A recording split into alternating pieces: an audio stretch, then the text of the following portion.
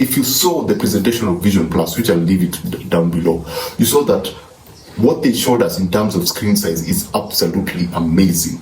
And if you don't think that that's going to challenge what we see in cinemas, just why do you go to the cinemas specifically? For myself, I go to the cinemas to watch a movie.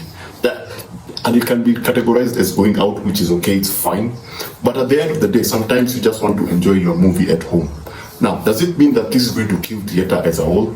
I don't think it's going to kill theater as a whole. I think it's going to have an effect the same way streaming had on physical buying DVDs and stuff. I think we're going to see a decline in how many people go to the theaters, because there's some people like myself who go, as I said, I go to the movies to just watch a movie. I don't necessarily go out to see a movie as a special occasion. So this product, this device, and this is Apple, and we know Apple don't usually just make poor financial decisions. Everything is properly planned, and it's planned way ahead. So in the beginning of this year, they announced that they were going to put in $1 billion into Apple Plus and creating content for Apple Plus. And now, for me, I think, at least for myself, I am starting to see a pattern, and I'm starting to see it all make sense, because Vision Pro gives us an opportunity to actually experience cinema at home. You know, and apart from Vision Pro, you know how this usually works. When Apple announces something, everybody goes like, yeah, and then they just create the same thing. Remember the head jack pin? Companies went like, oh, this, and then they did the same thing. Remember the charger?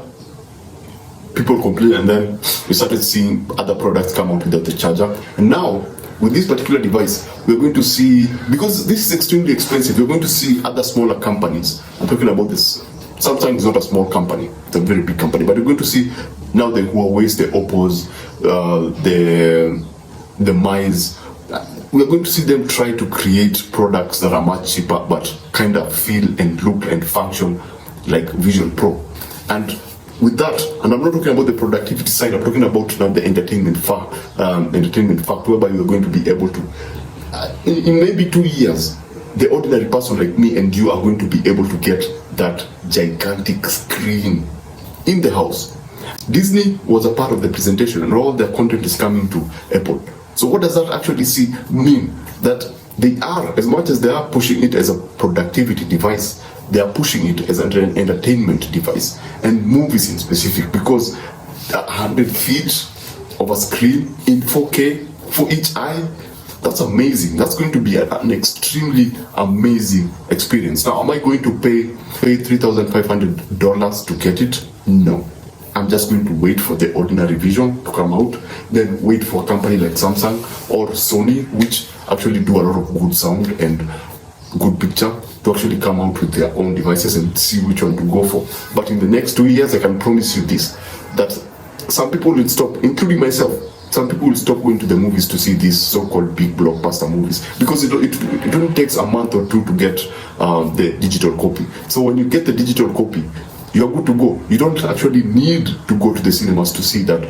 You don't need to go. And one of the biggest problems that I have with cinemas is just the noise and disorganization sometimes. I mean, I'm lucky that some other cinemas have been popping up. My favorite is Cinemat at Two Rivers, whereby during the day it's usually very crowded, and it's very well. It's an awesome place to be. But naturally, when a big movie comes out, the area is crowded. You have to deal with a lot of noise. You have to deal with a lot of people, and you have to buy food from the theater when you can actually make it at home. So theaters will need to actually up their game. You know, maybe change their policy on coming with food, change their policy on exchanging seats,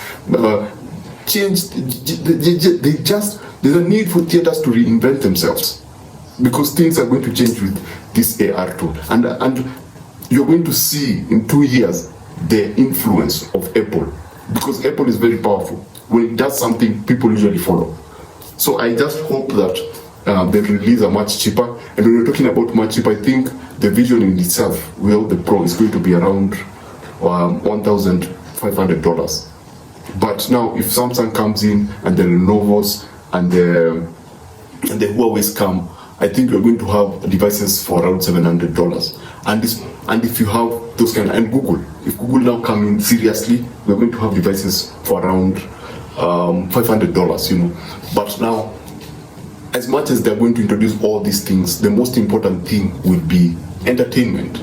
Now, do you think that Vision Pro will have an effect on theaters? I think that they will. I think actually there's a possibility that within the next 3 years, the theatrical culture will start going down, because this. I was so excited by the fact that you can actually make a screen that big and then put that screen wherever you want. You know, you want to put it on the side of a river, you want to go to Everest and watch a movie there. You know, you want to, I don't know, go in the middle of a street and have that theater there. You want to go into a proper theater and watch the screen over there. That ability to actually do that and just close everything in and you're not interrupted by anything else is a very, very good idea.